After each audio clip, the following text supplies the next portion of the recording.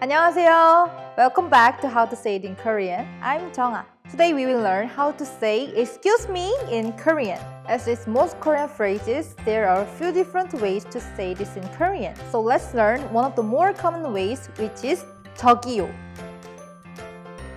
You'd use this excuse me to get someone's attention. Let's first practice the pronunciation of 저기요.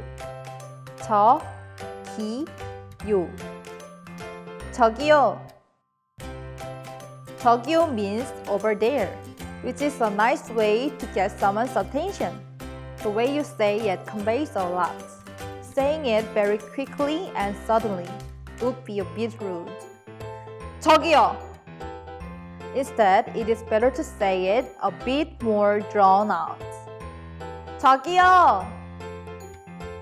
There is a twin brother of 저기요 called 여기요.